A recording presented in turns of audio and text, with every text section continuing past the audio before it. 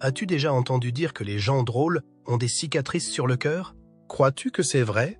Commentait un si oui, deux si non. Fernandel était exactement ce genre de personne. Avec son sourire éclatant et son jeu charmant, il a fait rire des millions de spectateurs pendant des décennies. Mais derrière cette auréole, il a connu une fin tragique. Qu'est-il arrivé à Fernandel? Pourquoi est-il parti seul et avec des regrets? Explorons les hauts et les bas de Fernandel et sa triste fin dans la vidéo d'aujourd'hui. Enfance et début de carrière. Fernand-Joseph Désiré Contandin, plus connu sous le nom de Fernandel, est né à Marseille, en France, le 8 mai 1903. Il fait ses débuts dans l'industrie musicale. Pendant son enfance, il est élevé dans un foyer appartenant à la classe moyenne et s'intéresse très tôt aux arts. Parallèlement à son travail quotidien de mécanicien, son père, Danny Constantin, est aussi un comédien amateur qui se produit fréquemment au théâtre du quartier. Dès son plus jeune âge, il sème les graines de la passion du théâtre chez le jeune Fernand. Fernandel manifeste très tôt des dispositions pour l'humour. Bien qu'il ait passé son enfance dans le milieu animé de Marseille, il a non seulement la capacité d'imiter les autres, mais aussi de faire rire sa famille et ses amis par ses performances spontanées. Quand il était petit, il était captivé par les numéros de cabaret et les pièces de théâtre qui se jouaient dans les cafés musicaux du quartier. Dès qu'il en avait l'occasion, il se glissait dans les coulisses, s'asseyait et observait les artistes. Il mémorisait chaque geste, chaque expression du visage et la manière dont il communiquait avec la foule. C'est à l'adolescence que Fernandel commence à s'intéresser sérieusement à la peinture et à la poursuivre. C'est au cours de cafés-concerts, sortes de cafés qui font également office de petites scènes, qu'il se produit.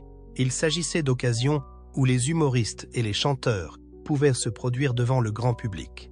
Les années qu'il a passées à se produire sur diverses petites scènes lui ont permis d'affiner ses talents d'improvisateur et de développer son style comique distinctif. En particulier, son style de jeu dynamique, son visage flexible et son large sourire typique lui ont permis d'avoir un impact sur le public en peu de temps. L'histoire de l'apparition du nom Fernandel est également intrigante. Lorsqu'il était marié à Henriette Mance, la famille élargie de sa femme ne soutenait pas complètement ses efforts artistiques. Sa belle-mère se moquait souvent de lui en l'appelant Fernandel, ce qui signifie Fernand de ma fille. Ce surnom est devenu un surnom très connu, et lorsqu'il a commencé sa carrière professionnelle, il a décidé de continuer à l'utiliser comme nom de scène officiel, qui est maintenant connu sous le nom de Fernandel. D'abord jeune Marseillais inconnu du public, Fernandel s'est progressivement imposé comme une figure de proue du monde du spectacle. Le chemin vers la célébrité n'a cependant pas été sans effort. Parmi les nombreux défis qu'il a dû relever, citons le refus de se produire sur de grandes scènes et l'échec de ses numéros comiques parce que le public ne les trouvait pas drôles. Cependant, il a persévéré dans ses efforts, développant ses capacités, et a finalement réalisé la première percée dans sa vie professionnelle. Il est doté d'une volonté exceptionnelle, d'un charisme inné et d'une capacité naturelle à faire rire les autres. Pourquoi Fernandel est-il passé du statut d'acteur relativement inconnu à celui de figure légendaire du cinéma français? C'est ce que nous allons découvrir dans la section suivante. Succès sur scène et au cinéma. L'année 1930 marque le début de la carrière de Fernandel, qui connaît un tournant important avec son entrée officielle dans l'industrie du cinéma. Jusqu'alors, il s'était fait une place de choix sur la scène comique en donnant des représentations à la fois charmantes et inventives dans les cafés-théâtres parisiens. Désireux de progresser dans sa carrière, il décide de faire carrière dans le milieu florissant du cinéma français. Grâce à son sens de l'humour naturel, à son expressivité unique et, surtout, à son large sourire emblématique, Fernandel a laissé un impact durable sur le public lorsqu'il a fait ses débuts sur le grand écran. Cette caractéristique le distinguait des autres humoristes de son époque. À la fin des années 1930, il s'est imposé comme l'un des visages les plus connus du cinéma français. Cette œuvre est considérée comme l'une des plus importantes, ayant contribué à la formation du nom de Fernandel. Lush Pounce, publié en 1938, est réalisé par Marcel Pagnol et raconte l'histoire d'un jeune homme ambitieux et naïf qui croit qu'il deviendra une grande vedette de cinéma. Grâce à une interprétation à la fois hilarante et profonde, Fernandel a réussi à incarner un personnage profond. Elle a non seulement réussi à faire rire, mais aussi à toucher le cœur du public. L'Auberge rouge, 1951, est une comédie noire qui a connu un immense succès. Il est basé sur une histoire vraie, celle d'une auberge française où le propriétaire assassinait aussi les visiteurs pour les piller. Le personnage que Fernandel incarne est un moine qui, après avoir appris une horrible réalité, se retrouve dans une série de scénarios humiliants. Certains moments du film étaient hilarants, mais aussi stressants en raison de la juxtaposition entre l'attitude honnête et innocente du personnage et l'atmosphère d'horreur du film.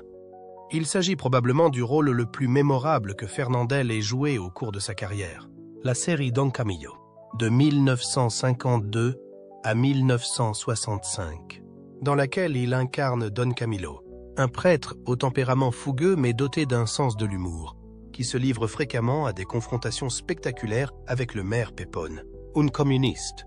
Même si les deux personnages avaient des convictions politiques opposées, ils partageaient un lien unique, mélange d'amitié et d'animosité. Lorsque Fernandel a joué le rôle de Don Camillo, il est devenu célèbre non seulement en France, mais aussi dans le monde entier, en particulier en Italie, où le personnage est devenu une représentation de la culture italienne. Le succès de Fernandel n'est pas seulement dû à la qualité de ses scénarios, mais aussi à sa manière particulière de faire de l'humour, qu'il a consacré comme l'un des humoristes les plus accomplis de France. Son large sourire caractéristique. Avant même de parler, Fernandel arrivait avec un sourire éclatant et des yeux malicieux, et le public ne pouvait que s'en réjouir. Parmi les nombreuses raisons qui ont contribué à sa grande popularité en France et dans d'autres pays européens, il y a celle-ci. Fernandel peut dépeindre une large gamme d'émotions avec ses expressions faciales et son langage corporel, en utilisant quelque chose d'aussi simple qu'un sourcil levé, une moue ou un haussement d'épaule. Ces personnages sont toujours plus vivants et plus proches du spectateur. Les personnages de Fernandel sont souvent des gens ordinaires, parfois maladroits, mais sympathiques. Ils sont parfois pris dans des circonstances comiques de la vie quotidienne. Les spectacles de Fernandel sont une représentation fidèle de la réalité des gens de la classe ouvrière. C'est pourquoi il peut établir un lien personnel avec le public, en particulier avec la classe ouvrière, qui peut s'identifier aux personnages de ses histoires. Fernandel n'était pas seulement un formidable comédien, mais aussi une figure culturelle et cinématographique importante en France. Tout au long de sa carrière, qui s'est étendue sur plus de 4 décennies, il a collaboré avec certains des plus grands cinéastes de l'époque, tels que Marcel Pagnol, Christian Jacques, Julien Duvivier et Claude Autant-Lara, et a joué dans plus de 150 films. Son rayonnement a dépassé les frontières de la France pour s'étendre à l'Italie, à l'Espagne et à un grand nombre d'autres nations européennes. La popularité de Fernandel a été essentielle pour faire connaître l'humour français au public du monde entier et a servi de source d'inspiration aux générations suivantes d'acteurs. L'influence de Fernandel sur les comédiens est considérable. Louis de Funès, surtout connu pour son rôle de l'inspecteur Cruchot dans la série Gendarmes de Saint-Tropez, a été profondément marqué par l'approche comique de Fernandel, notamment en ce qui concerne les expressions faciales et les mouvements. Bourvil est considéré comme l'héritier de l'esprit humoristique de Fernandel, dans les comédies françaises des années 1950 et 1960. Son style comique est caractérisé par la douceur et la gentillesse. En outre, Roberto Benigni, qui a joué le rôle principal dans le film La vie est belle, 1997, a déclaré que Fernandel était l'une des sources d'inspiration les plus importantes pour lui. En outre, l'approche humoristique de Fernandel a eu un impact sur la comédie italienne, en particulier le genre commedia all'italiana, qui était populaire dans les années 1950 et 1960. Pourtant, si Fernandel a connu un succès important, sa vie n'a pas toujours été riante. Derrière les lumières de la scène, il a dû faire face à d'horribles catastrophes, et la fin de sa carrière a laissé un grand nombre de personnes avec encore plus de remords. Que s'est-il passé exactement avec Fernandel? Vie privée. Bien que Fernandel soit généralement reconnu comme un humoriste qui a fait rire des millions de personnes, sa vie privée est remplie de nombreux secrets que tout le monde ne connaît pas. Bien qu'il soit connu pour ses rôles comiques, il est aussi un père de famille et un artiste engagé dans son travail. Cependant, il a également une mélancolie silencieuse dans son cœur que très peu de gens peuvent comprendre. C'est en 1925 que Fernandel s'est marié avec Henriette Mance, à une époque où sa carrière commençait à peine à mûrir. Un mariage qui a duré plus de 45 ans jusqu'à la fin de sa vie est considéré comme un mariage solide, sans aucune controverse ou agitation. Leur amour est resté fort bien qu'ils aient travaillé dans une industrie pleine de tentations et de scandales. Le nom de scène Fernandel est une autre indication de l'affection qui existe entre eux deux. L'appellation Fernandel est une combinaison des phrases qu'Henriette utilise pour lui donner ce surnom. Henriette démontre ainsi l'amour et le respect qu'elle porte à son mari depuis le début de leur mariage. Josette Contandin, Janine Contandin et Franck Fernandel, 1935-2011, sont les 3 enfants que le couple a eus. Franck Fernandel est le seul fils à avoir suivi les traces de son père et à être devenu acteur, chanteur et écrivain. Même si Fernandel avait un emploi du temps très chargé, il mettait un point d'honneur à passer du temps avec sa famille chaque fois qu'il le pouvait. Lorsqu'il souhaitait s'éloigner du bruit et de l'agitation de Paris et profiter d'une existence calme, il emmenait fréquemment sa femme et ses enfants dans le sud de la France. Ces vacances lui permettaient non seulement de se détendre, mais aussi de ralentir le rythme et de trouver un équilibre entre sa vie personnelle et sa vie professionnelle. Fernandel était un homme timide et tranquille dans la vie réelle, ce qui contrastait fortement avec le personnage animé qu'il projetait au cinéma. Il n'aimait pas les fêtes extravagantes qui étaient une monnaie courante dans l'industrie du spectacle. Il préférait passer son temps libre à lire, à écouter de la musique classique et à s'occuper de son jardin dans sa maison de Cannes. Fernandel n'a jamais laissé sa popularité altérer sa personnalité, même s'il était l'un des acteurs les plus célèbres du cinéma français. Ceux qui ont travaillé avec lui ont souvent fait remarquer qu'il était professionnel, ponctuel et qu'il prenait son travail très au sérieux. Il était toujours ponctuel sur le plateau, bien préparé pour ses rôles et courtois avec tout le monde, du réalisateur aux employés des coulisses. Il a apporté une attitude positive à l'ensemble de la production. Fernandel n'a jamais été impliqué dans un scandale amoureux. Il était toujours redevable à Henriette, même s'il avait un grand nombre de collègues et d'admiratrices. C'est donc un père de famille qui privilégie l'amour et le devoir avant tout, ce qui fait de lui un exemple peu commun dans le monde du spectacle de l'époque. Parmi les amis les plus proches de Fernandel, on trouve le réalisateur Marcel Pagnol, qui est largement considéré comme l'un des cinéastes les plus accomplis de France. Pendant plusieurs décennies, les 2 hommes ont travaillé ensemble sur plusieurs projets et ont entretenu une relation. Il fut un temps où Pagnol fit la remarque suivante à propos de Fernandel. Fernandel n'est pas seulement un acteur exceptionnel, c'est aussi un homme exceptionnel. Outre son engagement envers sa famille et ses amis, il est également dévoué aux principes qui lui sont chers. La portée de leur relation dépasse le cadre de l'emploi. Ils sont comme des âmes sœurs dans la vraie vie. Ils ne manquent jamais une occasion de se retrouver pour parler de l'art, de la vie et de leur façon de regarder des films. Le sport hippique est un autre des nombreux centres d'intérêt de Fernandel, en plus de l'industrie cinématographique. Le fait qu'il soit très cultivé dans ce domaine et qu'il possède un grand nombre de chevaux de course en France n'est pas très connu. Daffy, son cheval préféré, a remporté plusieurs victoires importantes. Non seulement Fernandel a une grande affection pour les chevaux, mais il joue également un rôle actif dans l'entraînement et l'entretien de ses chevaux. À un moment donné, il a exprimé son désir de consacrer toute sa vie à ses chevaux, s'il n'était pas acteur. Fernandel, qui est un fervent adepte de l'Église catholique, a toujours fait preuve d'une grande foi, tant dans sa vie personnelle que professionnelle. C'est dans la série télévisée Don Camillo, où il incarne un prêtre à la fois hilarant et gentil, qu'elle s'exprime le plus clairement. Grâce à ses convictions religieuses, Fernandel a su garder son calme même lorsqu'il traversait des périodes difficiles de sa vie. Chaque dimanche, même s'il est très occupé, il se fait un devoir d'aller à l'église. Ce concept influence également la manière dont il interagit avec les autres. Il est toujours respectueux, modeste et tolérant. Fernandel est en effet un homme très sympathique, même s'il n'aime pas se mettre en valeur. Il est connu pour ses fréquentes contributions aux hôpitaux et aux orphelinats, en particulier pendant la Seconde Guerre mondiale, où il a aidé un grand nombre de familles touchées par le conflit. Selon ses collègues, il aidait fréquemment les jeunes artistes en difficulté, mais il ne cherchait jamais la gratitude ou la notoriété auprès du grand public. En d'autres termes, il le faisait parce qu'il était certain que c'était l'action à entreprendre. Si Fernandel n'a jamais manqué de faire rire des millions de personnes, elle n'a pu éviter de connaître des périodes de solitude et de réflexion. Au cours des dernières années de sa vie, alors que sa santé se détériorait et que sa profession n'était plus à son apogée, il a commencé à contempler le but de la vie bien plus qu'il ne l'avait fait auparavant. Les dernières années de la vie de Fernandel ont été entachées par une tragédie, même si elle avait un travail fructueux et une belle vie de famille. En raison de la maladie dont il souffrait, sa vie professionnelle s'est brusquement arrêtée. Que s'est-il passé exactement avec lui? Quelle a été la cause de la mort de ce comédien légendaire? Ne vous arrêtez pas! Après avoir dominé le cinéma comique français pendant plus de 3 décennies, la carrière de Fernandel a commencé à ralentir à la fin des années 1960. Cette transformation n'est pas simplement une progression naturelle dans le temps, mais elle est aussi le résultat d'un grand nombre de variables objectives et subjectives.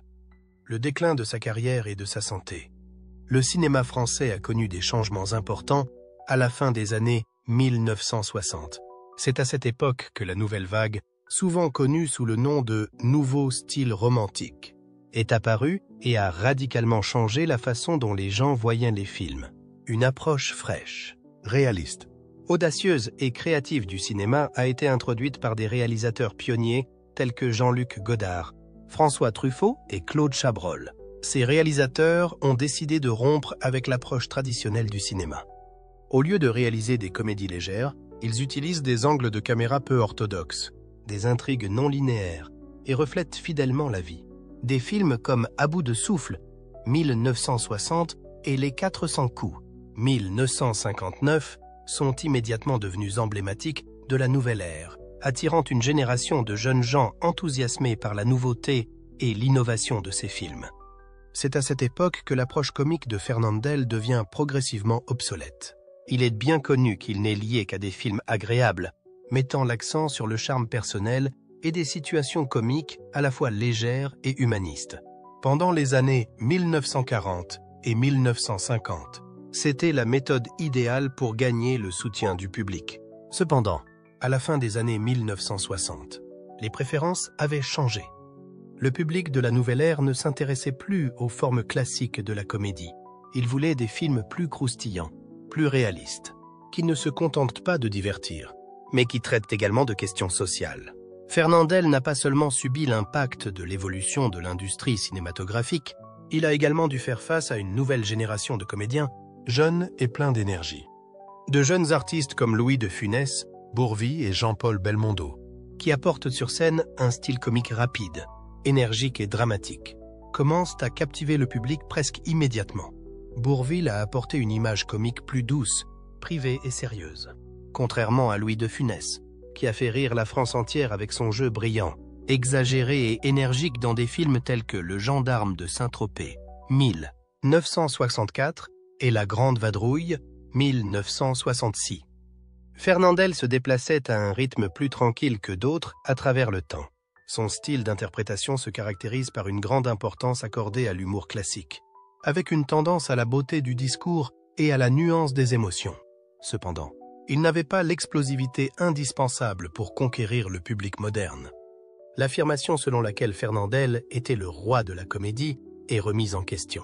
Bien qu'il soit toujours un monument, il n'est plus en mesure de dominer le box-office comme il l'a fait par le passé. C'est pourquoi les invitations à jouer dans les films de Fernandel se font de moins en moins nombreuses. Les producteurs ont commencé à chercher de nouveaux visages et de nouveaux styles, ce qui a entraîné son déclin. Bien qu'il ait atteint la fin de son âge d'or, Fernandel a continué à travailler pour préserver sa position. D'autre part, le succès n'est plus aussi simple que par le passé. Certains de ces films de cette période, notamment Heureux qui, comme Ulysse, 1970, n'ont pas été à la hauteur des attentes qu'ils suscitaient. La vidéo raconte l'histoire d'un homme qui sauve un vieux cheval de la boucherie. Le film transmet un message de compassion, mais ne parvient pas à attirer l'attention du grand public. Bien qu'il continue à faire preuve d'un jeu charmant, la narration est trop lente et manque d'explosivité, ce qui fait que le public n'est plus aussi intéressé que par le passé. Le film Heureux qui, comme Ulysse, est un échec commercial au box-office, ce qui indique clairement que la période dorée de Fernandel a pris fin. Fernandel est devenu plus réfléchi à la suite de la série de résultats décevants. Il est devenu moins visible en public et a perdu l'assurance qu'il avait auparavant. Fernandel doit non seulement faire face à la détérioration de sa carrière professionnelle, mais aussi au conflit le plus difficile de toute sa vie, la maladie. À partir de la fin des années 1960, il commence à éprouver des sentiments de faiblesse, d'épuisement et de toux chronique. Lors de sa visite chez le médecin pour un bilan de santé, ce dernier a constaté qu'il souffrait d'un cancer du poumon, une maladie potentiellement mortelle pour laquelle aucune thérapie ne s'avérait efficace à l'époque. Pour couronner le tout, Fernandel était un grand fumeur. Sa photo sur pellicule est généralement associée à une cigarette à la main, ce qui était une image à la mode des hommes français à cette époque. Cette association a duré de nombreuses années. Bien qu'il ait pris l'habitude de fumer des cigarettes et que cela fasse partie de son mode de vie, il n'a jamais envisagé la possibilité que le tabagisme finisse par lui coûter la vie. En apprenant la terrible nouvelle, Fernandel a failli s'évanouir. En revanche, il a décidé de dissimuler son état plutôt que de le rendre public afin de ne pas inquiéter ses admirateurs. Au fil du temps, cependant, les signes de fragilité sont devenus de plus en plus évidents. En raison de sa perte de poids rapide, son visage est devenu hagard et sa voix a perdu la chaleur qui lui était si familière. Selon ses proches, Fernandel est devenu progressivement moins communicatif et plus silencieux, comme s'il se préparait à quelque chose qui allait arriver. Fernandel tente de poursuivre sa carrière d'acteur bien que sa santé se détériore. Il a participé à Don Camillo et Les Contestataires, 1971, la suite de la célèbre série Don Camillo, en espérant que ce serait le travail dont il serait le plus fier tout au long de sa vie. Mais lorsque la production a commencé, le cancer avait progressé à un niveau inacceptable. Outre le fait qu'il n'est plus en mesure de maintenir son équilibre sur le plateau, plusieurs séquences ont dû être interrompues parce qu'il était trop épuisé pour jouer. Après la journée, le médecin a suggéré à Fernandel d'abandonner le projet pour se concentrer sur la thérapie. Mais il était conscient qu'il ne lui restait plus beaucoup de temps. La production du film a été contrainte de s'arrêter définitivement, ce qui a entraîné une grande quantité de regrets non seulement pour Fernandel, mais aussi pour les téléspectateurs. En outre, cela marque la fin d'une carrière comique légendaire pour l'un des humoristes les plus célèbres de France.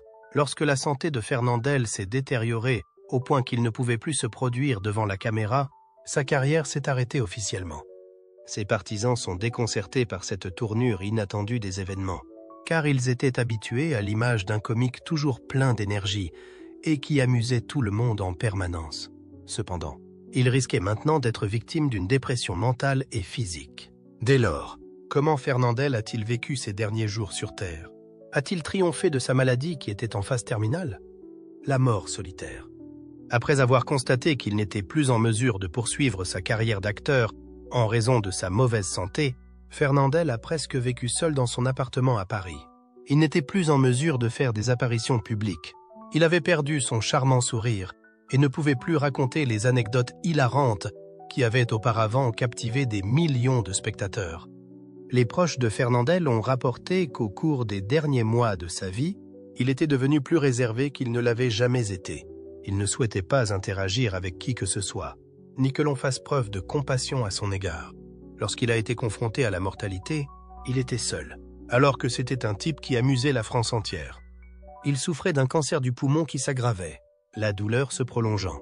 Fernandel est contraint de prendre des médicaments puissants, mais ceux-ci ne lui permettent pas de se sentir mieux.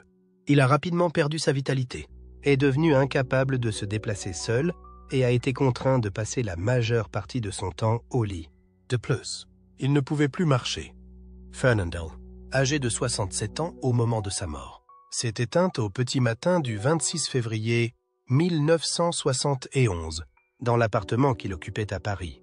De la même manière paisible qu'il avait passé ses derniers jours, il s'est éteint paisiblement dans son sommeil lorsque ses proches l'ont découvert. La France a été déconcertée par la disparition de Fernandel, même si elle n'était pas inattendue. Ce n'est pas l'image d'un solitaire luttant contre la maladie dans son modeste appartement que les gens ont l'habitude de voir au cinéma, mais plutôt celle d'un homme qui amuse tout le monde.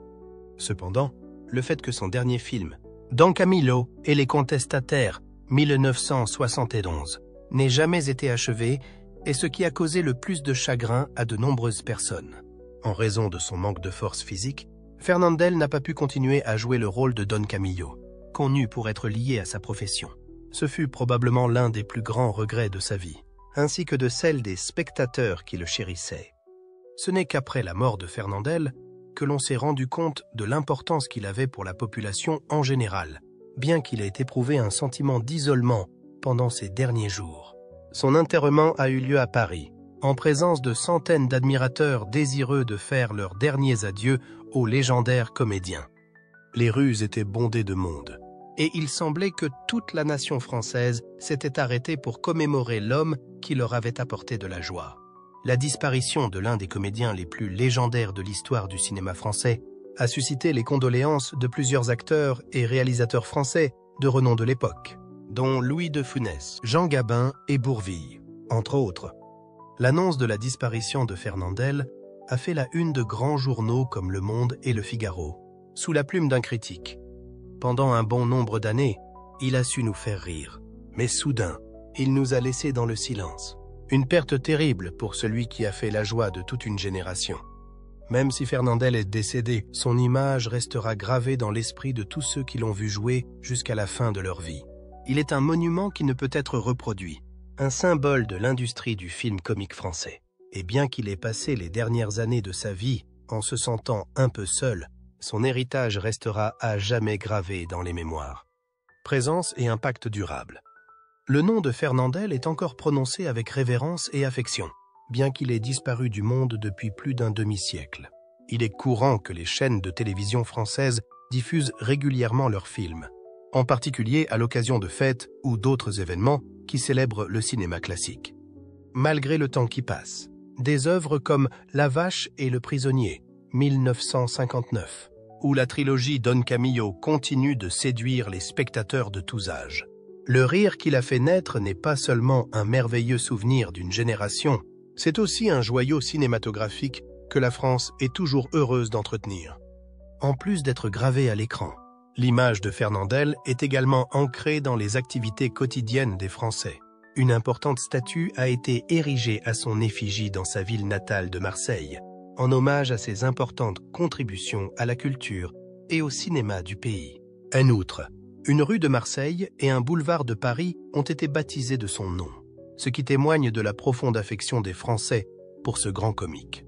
Bien que le style comique de Fernandel ne soit apparu dans l'industrie cinématographique qu'au milieu du XXe siècle, son impact est toujours aussi fort aujourd'hui. Le jeu élégant, les expressions faciales expressives et l'utilisation du langage corporel pour susciter le rire que Fernandel exécutait si brillamment ont continué à servir de source d'inspiration à un grand nombre de comédiens contemporains. Au cours de leur carrière, des humoristes de renom comme Louis de Funès et Bourvil, ainsi que des humoristes modernes comme Danny Boone et Kad Merad, se sont tous référés à Fernandel comme à un point de repère important, son jeu d'acteur naturel, qui allie éléments comiques et sentiments authentiques, est devenu un modèle pour de nombreux acteurs. Mais Fernandel a aussi marqué de son empreinte la production de comédies françaises, ce qu'il a fait dans une large mesure. De nombreux films contemporains reprennent les caractéristiques qu'il exploitait, comme le contraste entre le personnage principal et le milieu dans lequel il évolue. Les situations hilarantes qui comportent une satire légère mais profonde, ou encore le mélange de comédie et de composantes humaines. L'héritage de Fernandel est irremplaçable. Même si sa vie s'est terminée avec beaucoup de remords, non seulement il a été un formidable comique, mais il a aussi été un élément essentiel dans les annales de l'histoire du cinéma français. Au fil du temps, le rire qu'il a délivré est devenu une source de bonheur et de réconfort pour une multitude de générations d'auditeurs. Fernandel est plus qu'une simple comédienne. Elle est une représentation du bonheur, de la positivité et de la passion pour la vie. Il a démontré que le rire n'est pas seulement un divertissement, mais aussi une forme d'art et un moyen de rassembler des personnes d'horizons différents. C'est pourquoi la lumière qui émane du talent et de la passion de Fernandel continuera à briller dans le cœur des fans pour l'éternité, quel que soit le temps écoulé. Pensez-vous que le style comique classique de Fernandel puisse encore trouver un écho auprès du public d'aujourd'hui? Ou bien la nouvelle ère exige-t-elle un autre type d'interprétation? Faites-nous part de vos réflexions dans la section des commentaires ci-dessous. Nous serions ravis de les entendre. Et n'oubliez pas d'aimer la vidéo